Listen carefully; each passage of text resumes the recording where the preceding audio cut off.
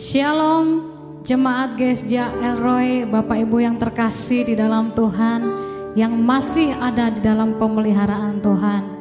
Puji syukur untuk kebaikan Tuhan. Tuhan tetap setia dalam kehidupan kita.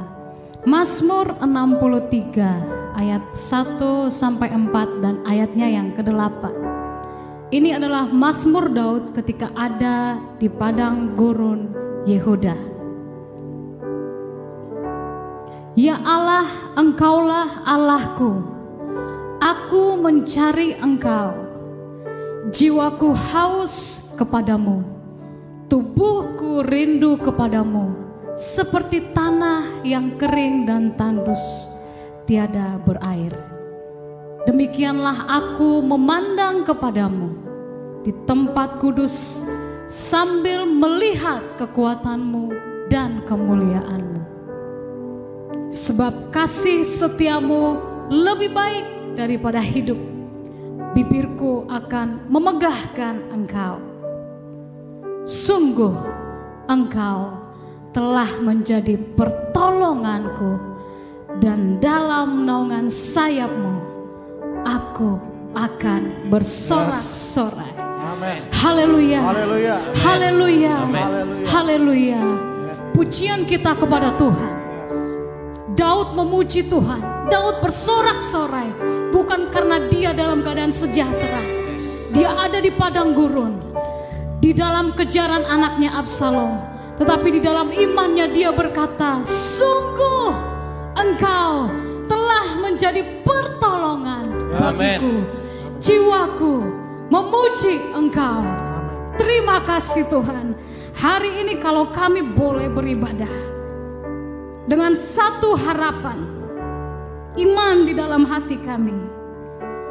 Kalau sampai saat ini Tuhan tidak akan pernah meninggalkan kami, dan Engkau tetap menatang kami di dalam tangan-Mu. Kami punya kekuatan ketika kami menghampiri hadirat-Mu. Dan demikian juga Tuhan akan menjangkau umat-Mu dimanapun pada saat ini. Kami percaya kekuatan dari Allah itulah yang menghidupkan semangat kami.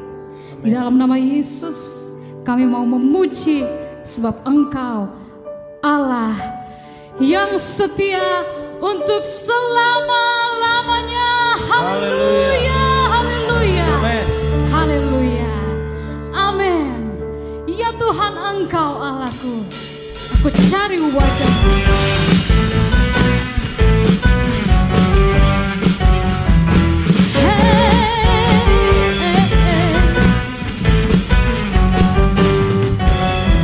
Ya Tuhan, Engkau Allahku, aku mencari wajah-Mu. Jiwaku haus kepadamu, rindukanmu. Pandanglah Dia, ku pandang tempat kudus-Mu, sambil melihat kemuliaan-Mu.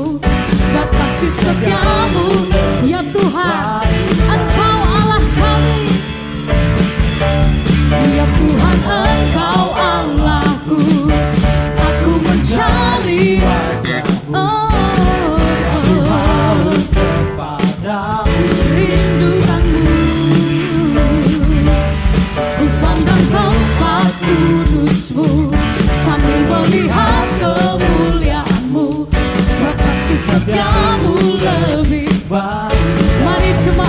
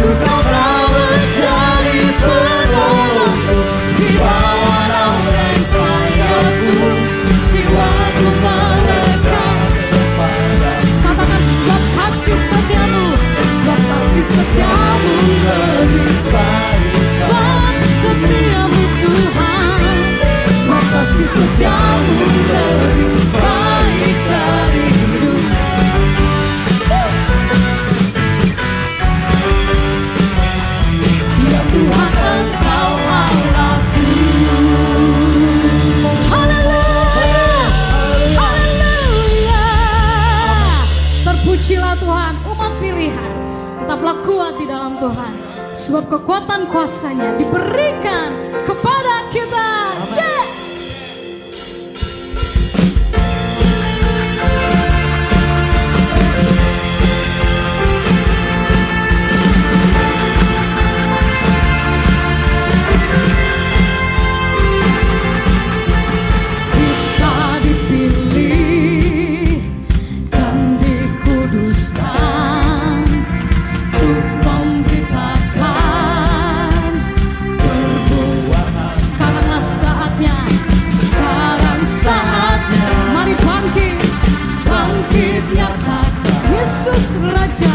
Yesuslah Raja pemenang,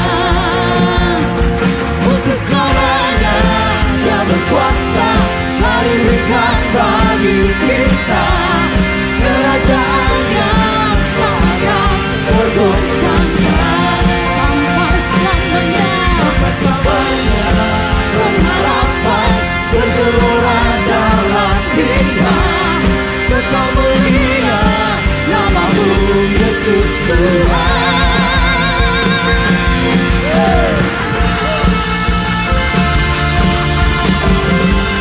Bangkitkan jiwa-Mu, sebab Yesus bersama-Mu.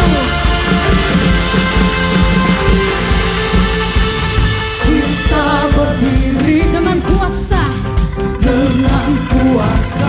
yes, sebab Roh yang dahsyat beserta. Sekarang waktunya, sekarang saatnya bangkit nyata. Yesus pemenang,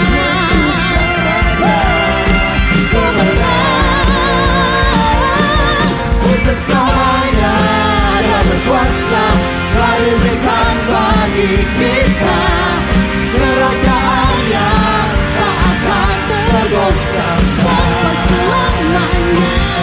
Sampai selamanya pengharapan bergelora dalam kita, kekal mulia nama-Mu Yesus Tuhan.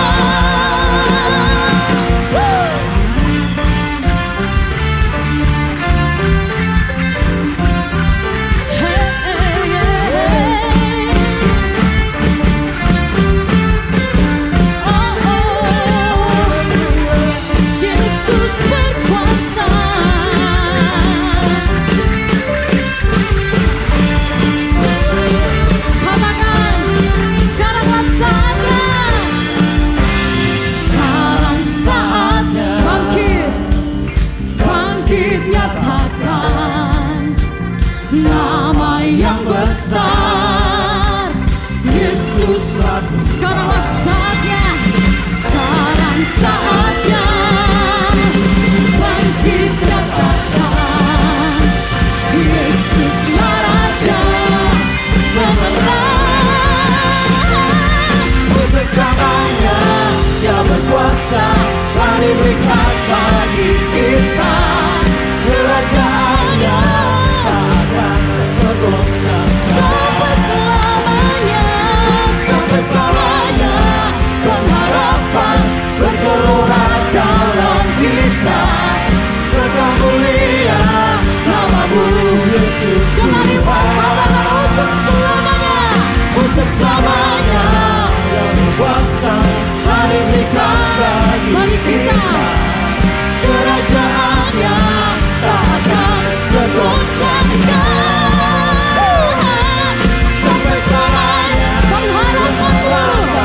Bergelora dalam kita, kekal mulia nama-Mu Yesus Tuhan.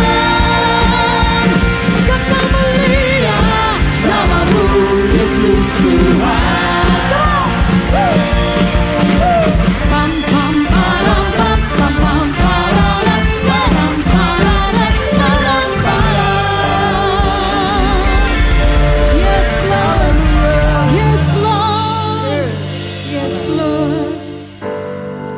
Tuhan tetap bekerja dalam hidupmu saudara yang terkasih. Meskipun engkau dalam titik terendah, Tuhan tidak pernah berhenti. Dia masih akan tetap melakukan janjinya Dia berkata bahwa firman-Nya tetap untuk selamanya. Sebagaimana mentari tetap bersinar, demikianlah janji penyertaan Tuhan atas hidup kita semua.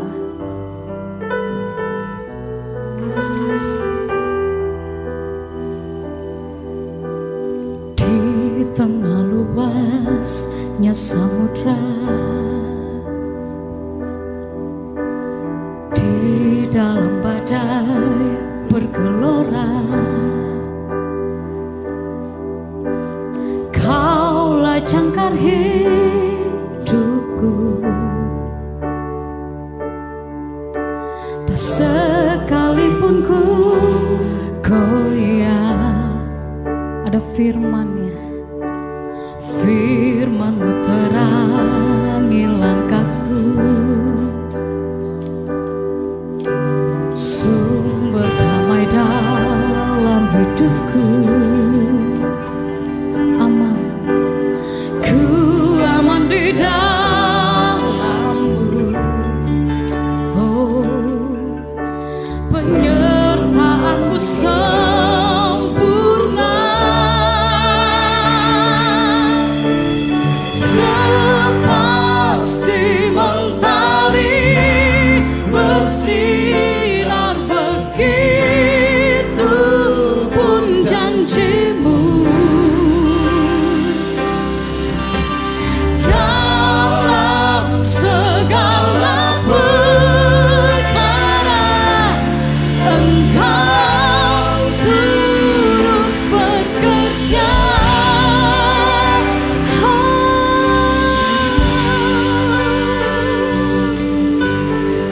Dia belum selesai denganmu. Firman-Mu terangi langkahku, sumber damai dalam hidupku. Ku aman,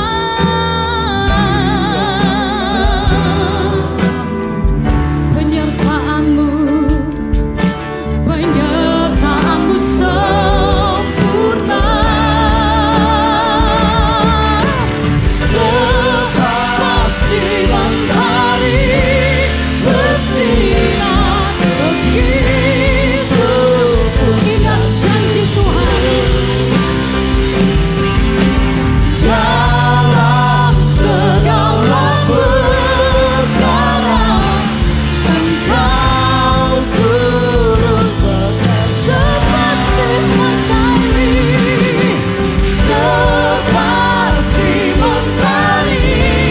bersinar, begitu pun janji-Mu.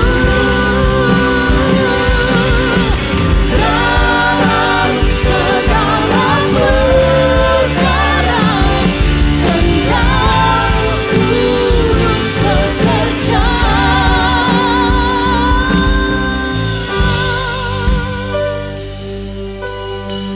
Engkaulah perisai kami, Engkaulah perlindungan kami. Come on. Perisai pelindungku, batu karang yang teguh, benteng pengharapanku. Kaulah Tuhan, Kaulah Raja. Perisai pelindungku, batu karang yang teguh, benteng pengharapanku. Perisai pelindung, perisai pelindungku, batu karang yang teguh, benteng pengharapanku. Kaulah Tuhan, Kaulah Raja, sepasti mentari bersinar, begitu pun janji-Mu. Dalam segala perkara Engkau turut bekerja,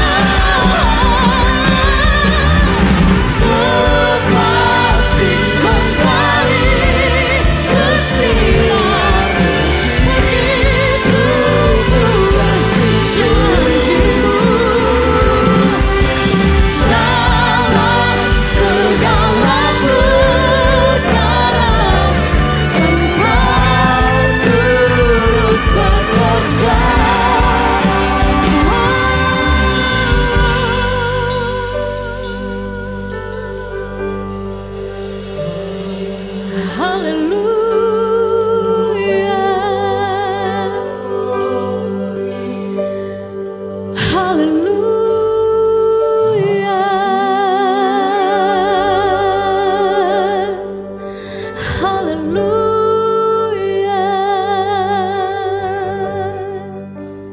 Engkau bekerja Tuhan. Di gunung Engkau ada, di lembah Engkau ada. Dalam masa suka, dalam masa duka, Engkau ada. Menyatakan penyertaan-Mu untuk setiap kami. Saat ini kami rasakan penyertaan-Mu dengan kebenaran firman. Karena firman itu adalah bukti pemeliharaan-Mu dalam hidup kami. Di dalam nama Yesus Kristus kami memuji Engkau. Kami memuji Engkau. Haleluya. Amin. Shalom, Jemaat GSJ Elroy yang terkasih. Selamat berjumpa kembali di dalam ibadah online pada minggu keempat pada bulan Mei ini. Minggu keempat pada bulan Mei ini bertepatan dengan perayaan Pentakosta. Jadi amat relevan apabila pada hari ini saya mengambil tema The Spirit Driven Church, gereja yang digerakkan oleh Roh Kudus. Jikalau Alkitab ada dalam jangkauan Anda, mari kita buka bersama-sama di dalam Kisah Para Rasul pasal yang kedua ayat 41 sampai dengan ayat yang ke-47. Kisah Para Rasul pasal 2 ayat 41 sampai ayat yang ke-47. Beginilah bunyi firman Tuhan. Orang-orang yang menerima perkataannya itu memberi diri dibaptis. Dan pada hari itu jumlah mereka bertambah kira-kira 3.000 jiwa. Mereka bertekun dalam pengajaran rasul-rasul dan dalam persekutuan. Dan mereka selalu berkumpul untuk memecahkan roti dan berdoa. Maka ketakutanlah mereka semua. Sedang rasul-rasul itu mengadakan banyak mujizat dan tanda. Dan semua orang yang telah menjadi percaya tetap bersatu. Dan segala kepunyaan mereka adalah kepunyaan bersama.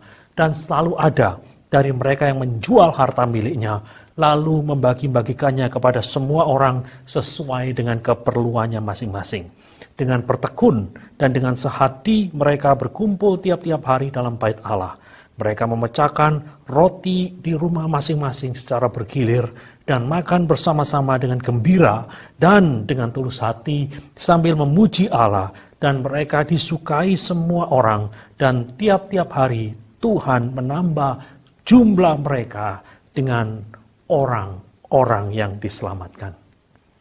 Pada sekitar tahun 1965, seorang teolog terbesar abad ke-20 yang bernama Karl Barth, ketika mengomentari situasi kekristenan yang ada di Eropa pada waktu itu, dia berkata seperti ini, yang kita lihat di sini adalah kekristenan seperti ban kempis, pneuma, yaitu kata Yunani untuk angin, maupun Roh Kudus telah meninggalkannya. Karl Barth prihatin sekali dengan situasi dan kondisi dari kekristenan di Eropa yang terus mengalami penurunan. Dia mengatakan bahwa kekristenan di Eropa itu ibarat ban kempis. Ban kempis, kalau saudara perhatikan, ban kempis itu ada bentuknya, ada rupanya, tetapi tidak bisa membawa mobil kemana-mana. Tidak ada gunanya.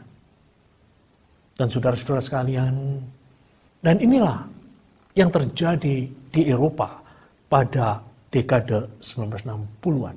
Gereja Tuhan terus mengalami penurunan, kehilangan vitalitasnya. 3 tahun yang lalu, saya mendapat kesempatan untuk menghadiri perayaan 500 tahun lahirnya reformasi gereja.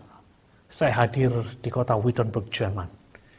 Dan di dalam salah satu konferensi yang ada di sana, seorang pembicara, seorang profesor dari Jerman, di dalam ujaran-ujarannya, di dalam presentasinya, mengungkapkan rasa putus asa, rasa putus harapan kalau melihat masa depan kekristenan di Eropa. Kekristenan di Eropa tampaknya kurang memiliki prospek yang baik. Dan seperti inilah yang dikatakan oleh Karl Barth pada dekade 1960-an. Kekristenan yang telah kehilangan vitalitasnya. Kekristenan yang tidak bisa memberi dampak yang cukup signifikan terhadap sekelilingnya. Dan kondisi ini sangat berbeda dengan apa yang kita lihat dalam bagian yang baru saja kita baca pada hari ini. Kita melihat sebuah gereja yang disebut dengan gereja perdana, gereja mula-mula, gereja yang digerakkan oleh Roh Kudus, the Spirit driven church, gereja yang begitu dinamis, gereja yang penuh dengan vitalitas atau kehidupan, gereja yang membawa dampak yang luar biasa bagi lingkungannya. Kalau kita melihat di dalam bagian akhir dari teks yang kita baca, di dalam ayat 47, di sana dikatakan mereka disukai semua orang. Perhatikan di sini. Gereja perdana adalah gereja yang benar-benar mampu menjadi garam dan terang. Kehadiran mereka betul-betul dinikmati oleh masyarakat di sekelilingnya, masyarakat yang tidak percaya. Dan dampak yang begitu besar pada akhirnya membawa pertambahan jiwa-jiwa. Kita melihat di dalam Kisah Para Rasul 2 ayat 47. Di sana dikatakan, dan tiap hari Tuhan menambah jumlah mereka dengan orang yang diselamatkan. Dan saya merindukan GSJ Elroy menjadi gereja yang digerakkan oleh Roh Kudus. Gereja yang pada akhirnya bisa membawa dampak yang berarti. Gereja yang menjadi berkat yang luar biasa bagi orang-orang yang tidak percaya. Kehadiran kita betul-betul disukai. Sehingga pada akhirnya kita melihat ada pertambahan jiwa di dalam gereja kita. Dan kalau kita perhatikan teks yang tadi kita baca, kita melihat gereja yang digerakkan oleh Roh Kudus itu memiliki 4 ciri utama. Ciri yang pertama, gereja yang digerakkan oleh Roh Kudus adalah gereja yang gemar belajar firman Allah.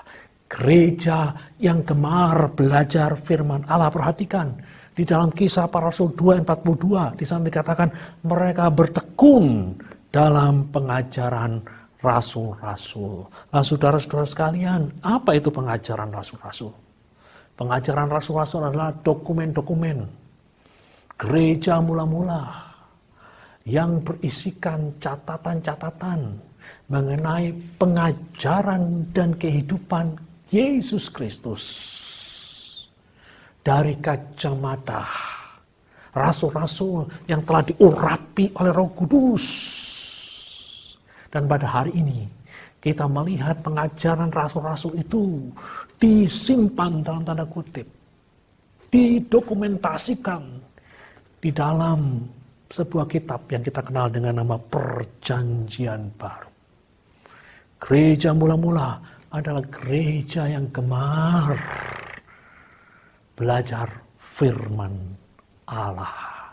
Dan saya berdoa gereja GSJ Elroy juga akan penuh dengan orang-orang yang gemar belajar akan firman Allah. Pada hari-hari ini banyak orang memang menjadi orang-orang yang boleh dikatakan punya spiritualitas yang luar biasa. Mereka haus akan hal-hal yang bernuansa rohani.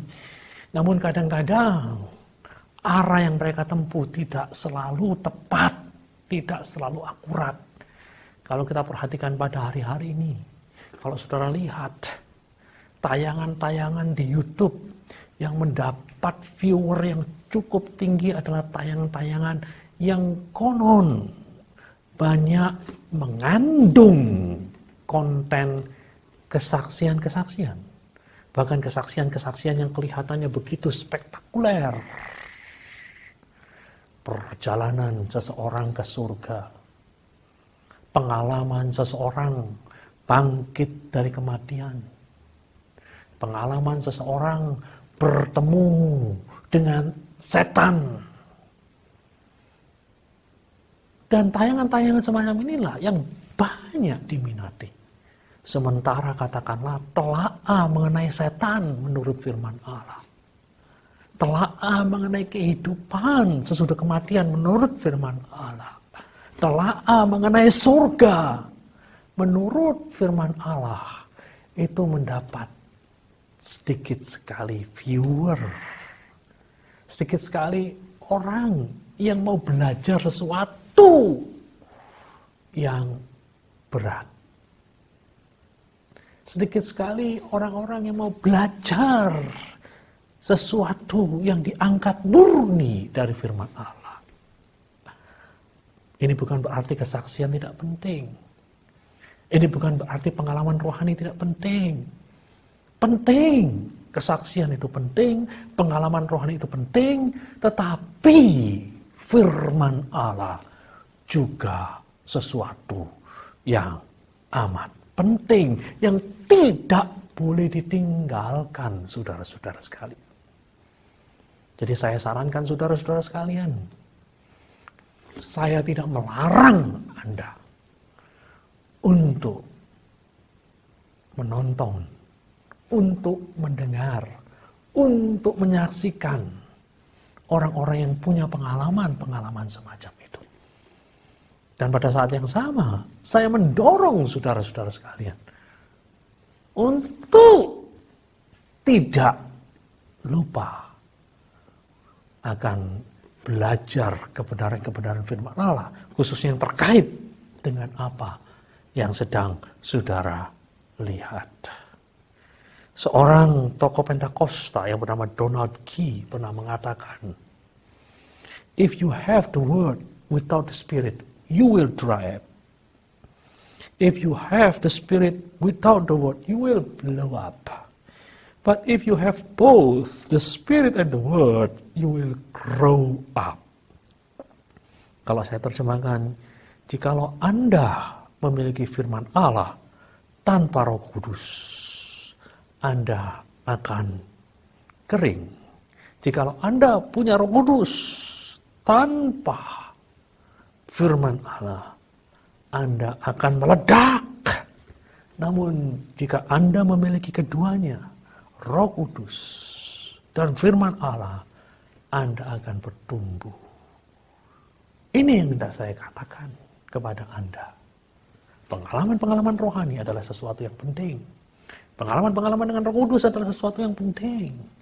Dan pada saat yang sama perlu didampingi dengan pemahaman yang akurat, pemahaman yang tepat akan firman Allah. Mari kita belajar dari gereja mula-mula. Gereja mula-mula adalah gereja yang gemar belajar akan firman Allah. Mari kita lihat ciri yang kedua dari the Spirit Driven Church. Gereja yang tekun berdoa dan menyembah Allah. Kita membaca di dalam Kisah Para Rasul pasal 2, 46 dan 47. Di sana dikatakan dengan bertekun dan dengan sehati mereka berkumpul tiap-tiap hari dalam bait Allah sambil memuji Allah. Perhatikan, mereka bukan saja gemar belajar firman Allah, namun di sini dikatakan mereka gemar, mereka bertekun di dalam doa dan menyembah Allah. Nah, saudara-saudara sekalian, gereja mula-mula adalah gereja yang suka berdoa. Gereja yang suka menyembah Allah. Dan saya berdoa, GSJ Elroy juga akan menjadi gereja yang demikian. Gereja yang berdoa akan menjadi gereja yang penuh dengan kuasa. Almarhum Paus Yohanes Paulus II pernah berkata seperti ini, "When believers pray, they move God's heart, for whom nothing is impossible." Ketika orang-orang percaya berdoa, mereka menggerakkan hati Tuhan yang baginya tidak ada satu perkara yang mustahil. Dan ini kita lihat di dalam kehidupan gereja mula-mula. Ketika pemimpin mereka, Petrus, ditangkap, dipenjarakan. kita lihat bahwa gereja mula-mula tidak menanggapinya, katakanlah dengan demonstrasi. Gereja mula-mula tidak menanggapinya dengan perlawanan senjata. Gereja mula-mula menanggapi persoalan ini, persoalan yang cukup rumit ini, dengan doa. Di dalam Kisah Para Rasul 12 ayat yang kelima, dituliskan kalimat seperti ini, demikianlah Petrus ditahan dalam penjara, tetapi jemaat dengan tekun mendoakannya kepada Allah. Dan apa yang terjadi? Yang terjadi adalah sebuah mujizat. Petrus dilepaskan dari penjara secara mujizat. Saudara bisa membaca di dalam Kisah Para Rasul 12 peristiwa yang luar biasa tersebut. Peristiwa terlepasnya Petrus dari penjara. Oleh karena apa? Oleh karena ada umat Allah yang berdoa. Gereja mula-mula adalah gereja yang memandang doa adalah sesuatu yang esensial, harus ada. Dan bukan itu saja. Mereka bukan hanya berdoa. Dikatakan mereka memuji Allah, mereka menyembah Allah. Kehidupan doa mereka bukan hanya diisi dengan permintaan, permohonan saja. Kehidupan doa mereka diwarnai dengan praise, pujian. Kehidupan doa mereka diwarnai dengan penyembahan kepada Allah yang menciptakan mereka dan yang telah menebus hidup mereka. Bagaimana dengan kita? Apakah doa-doa kita itu hanya dipenuhi dengan permohonan? Saya berkata kepada Anda, boleh Anda memohon sesuatu kepada Allah. Tapi jangan lupakan untuk memuji, memuliakan Allah, bersyukur atas kebaikan Allah, bersyukur atas pemeliharaan Allah, bersyukur atas pimpinan Allah di dalam hidupmu.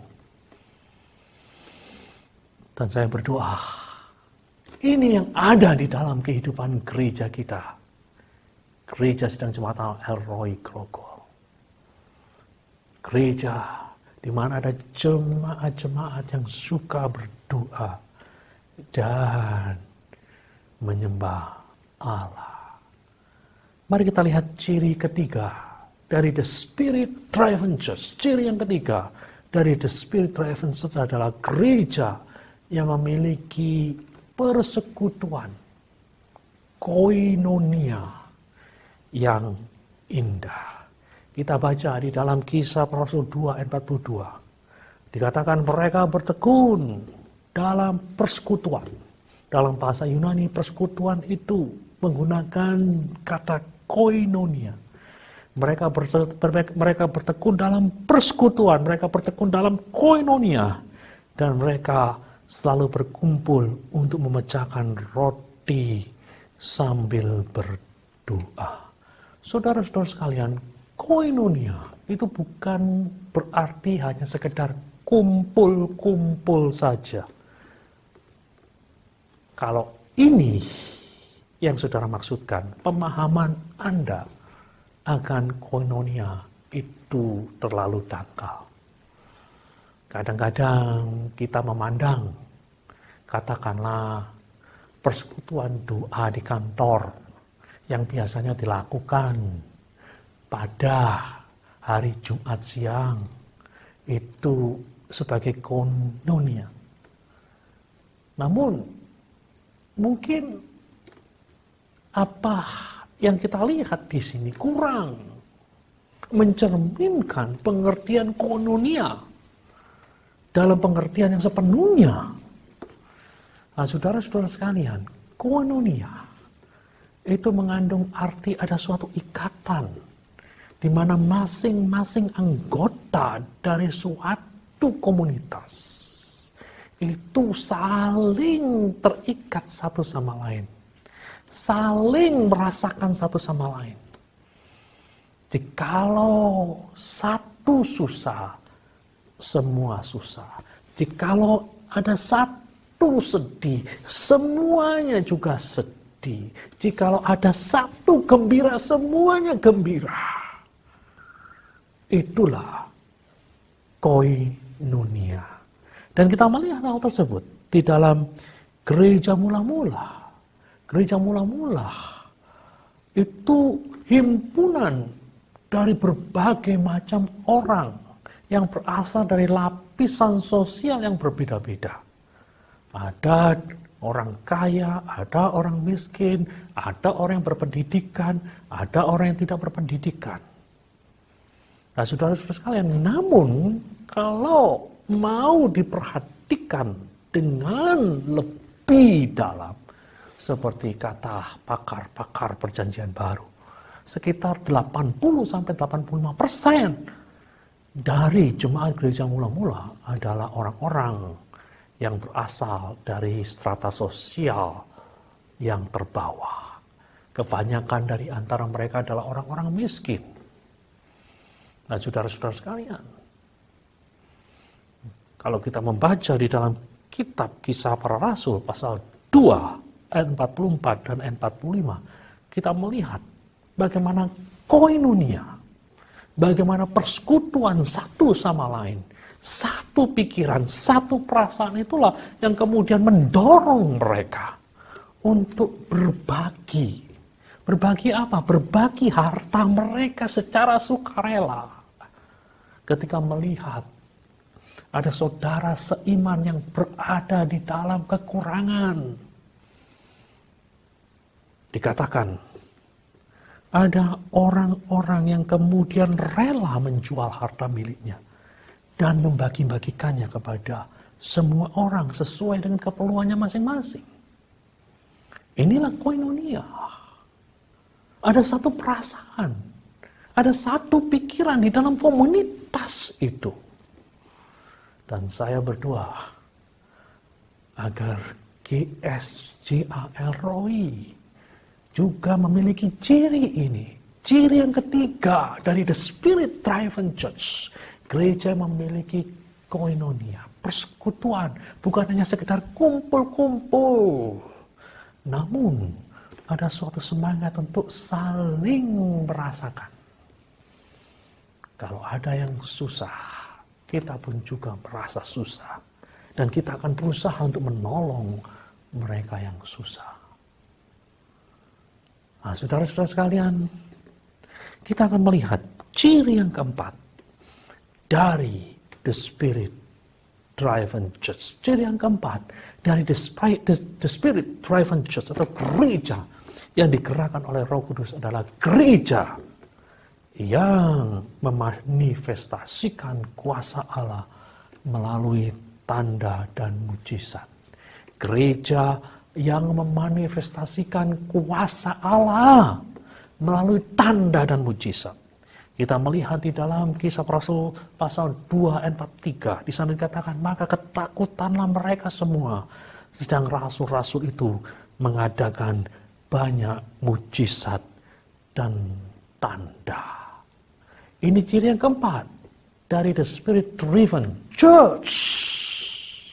Gereja yang digerakkan oleh Roh Kudus. Gereja yang memanifestasikan kuasa Allah dalam bentuk tanda dan mujizat. Dan kalau kita mau belajar dari sejarah, katakanlah sejarah kelahiran gerakan Pentakosta modern yang berlangsung di Azusa Street di antara tahun 1906 sampai tahun 1909, di mana ada lawatan Allah yang luar biasa, di mana Roh Kudus bekerja dengan dahsyat. Dan apa yang terjadi di sana? Dari beberapa laporan yang didokumentasikan oleh para saksi mata, kita melihat ketika Roh Tuhan bekerja, di sana ada tanda, di sana ada mujizat. Di Azusa ada seseorang yang tidak memiliki tangan. Dan apa yang terjadi? Ketika orang ini didoakan, tulang-tulang mulai muncul. Dan bukan itu saja, tulang-tulang itu kemudian dibungkus dengan jaringan daging dan kulit. Orang yang tidak punya tangan, pada akhirnya memiliki tangan. Ada orang yang datang dengan wajah yang rusak, terdeformasi. Dan ketika seorang wanita mendoakan orang yang wajahnya rusak ini, Roh Tuhan bekerja secara instan. Wajah dari orang tersebut diubahkan oleh Roh Allah, dikembalikan dari wajah yang normal menjadi wajah yang bagus. Dikatakan pula ada seseorang pria yang datang dalam kondisi mata yang buta total. Dan ada seorang anak kecil mendekati dirinya, mendoakan dia. Dan apa yang terjadi? Yang terjadi adalah orang ini mendapatkan penglihatannya kembali. Dahsyat. Ada tanda, ada mujizat. Itulah ciri dari the Spirit Driven Church, gereja yang digerakkan oleh Roh Kudus. Nah, saudara-saudara sekalian, saya merindukan hal yang serupa juga terjadi di dalam kehidupan gereja kita di GSJ Elroy. Saya merindukan ada tanda. Saya merindukan ada mujizat-mujizat di dalam gereja kita. Kita tidak boleh merekayasa mujizat. Kita tidak boleh memalsukan mujizat. Yang boleh kita lakukan adalah kita berdoa, kita memohon, kita berharap dengan sangat agar Roh Kudus boleh berkarya. Sehingga kita boleh melihat tanda dan mujizat itu terjadi di dalam gereja kita, GSJA Elroy. Pada hari Pentakosta ini, pada saat kita bersama-sama merayakan kelahiran gereja Tuhan 2000 tahun yang lalu, saya berdoa, Roh yang sama akan berhembus, akan bertiup di dalam diri kita, semua jemaat GSJ Elroy. Sehingga pada akhirnya kita mengalami kebangunan rohani, kita mengalami penyegaran rohani. Dan pada akhirnya gereja kita menjadi gereja yang digerakkan oleh Roh Kudus. Gereja yang pada akhirnya mendatangkan dampak. Gereja yang disukai oleh semua orang. Gereja yang tiap hari Tuhan menambahkan dengan jiwa-jiwa baru. Ini menjadi kerinduan saya sebagai gembala sidang. Dan saya berdoa, ini juga menjadi kerinduanmu, kerinduan Anda sebagai jemaat pada hari ini. Mari kita tunduk kepala.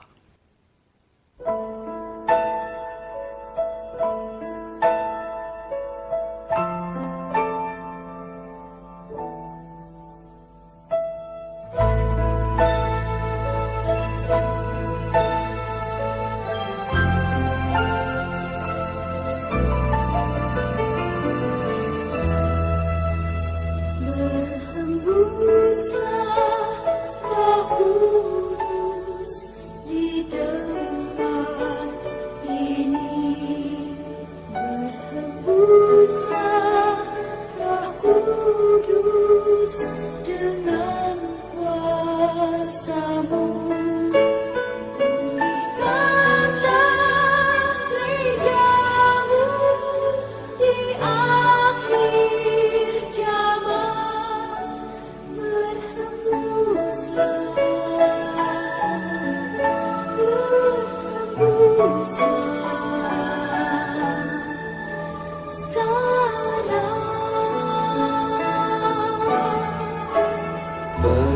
Berhembuslah Roh Kudus di tempat ini. Berhembuslah Roh Kudus dengan kuasa-Mu. Pulihkanlah gereja-Mu di akhir zaman.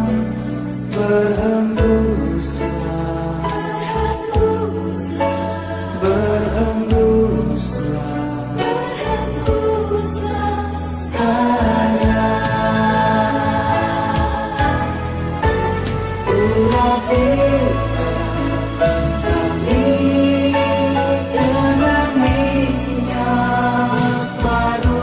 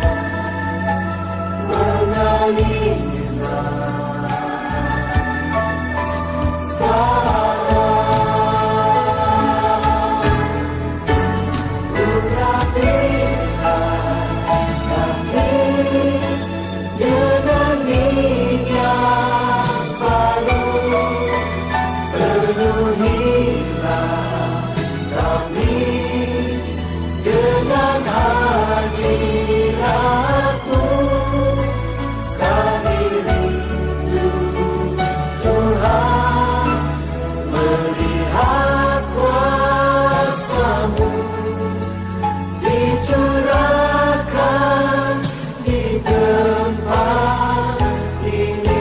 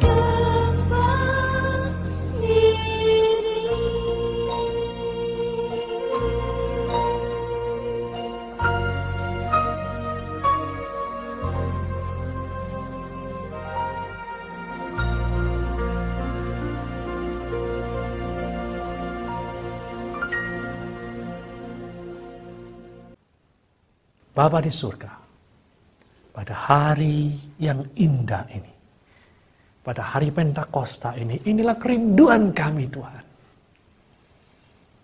Engkau boleh berkarya sekali lagi, Engkau boleh berhembus sekali lagi di dalam diri semua jemaat gereja El-Roi.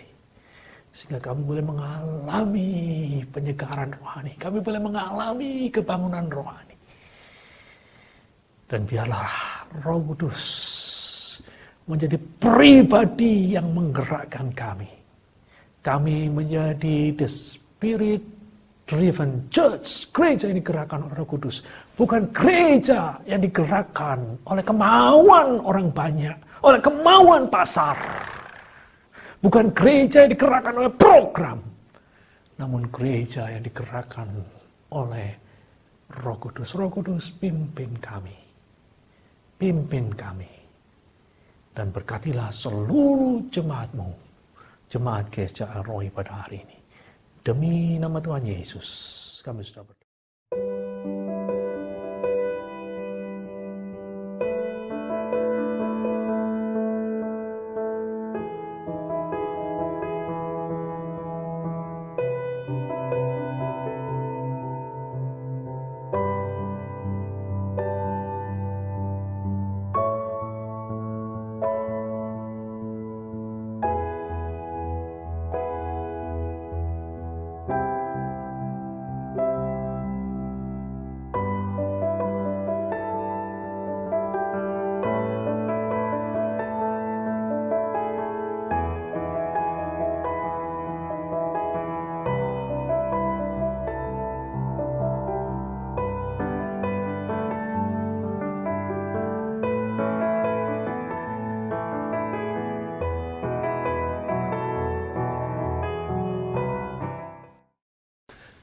Bapak, Ibu, serta saudara-saudara sekalian, hari ini kita berada pada ujung dari doa 10 hari. Saya berharap dan berdoa agar hari ini bukan menjadi hari terakhir bagi kita semua untuk bertekun di dalam doa. Saya berdoa dan berharap agar Anda terus dengan setia bertekun di dalam doa. Khususnya pada saat-saat pandemi ini. Mari kita terus berdoa supaya pandemi segera berlalu. Dan kehidupan yang baik boleh berlangsung. Tuhan memberkati semua saudara yang selama 10 hari ini dengan setia dan tekun mencari hadirat Tuhan. Saya berdoa, apapun kerinduan hati Anda, apapun permohonan-permohonan Anda akan mendapatkan jawaban yang terbaik dari Tuhan. Mari kita berdoa. Bapa di surga, kami mengucap syukur untuk ibadah online yang sudah berlangsung dengan baik. Terlepas dari segala keterbatasannya, kami yakin bahwa kami sudah diberkati oleh Tuhan. Itulah iman kami, Tuhan. Dan kini sebelum kami berpisah satu sama lain, kami terus berdoa agar Engkau berkarya dengan dahsyat atas negeri kami, atas kota kami. Tuhan, pulihkan negeri kami, pulihkan kota kami, sehingga pandemi ini boleh segera berlalu. Atas negeri kami, atas kota kami. Tuhan, kami berdoa untuk seluruh jemaat-Mu, dimanapun mereka berada. Tuhan, lindungi mereka. Lindungi keluar dan masuk mereka. Dengan siapapun mereka bertemu, Tuhan jagai mereka sehingga mereka senantiasa safe, aman di dalam lindungan-Mu.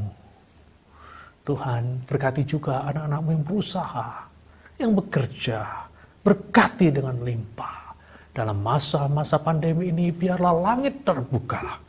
Berkat-berkat Tuhan akan turun seperti hujan deras di tengah-tengah kemarau ekonomi. Berkati umat-Mu Tuhan, anak-anak-Mu yang hari-hari ini sedang menghadapi ujian, Tuhan beri kepada mereka kesehatan, kecerdasan, dan keberhasilan.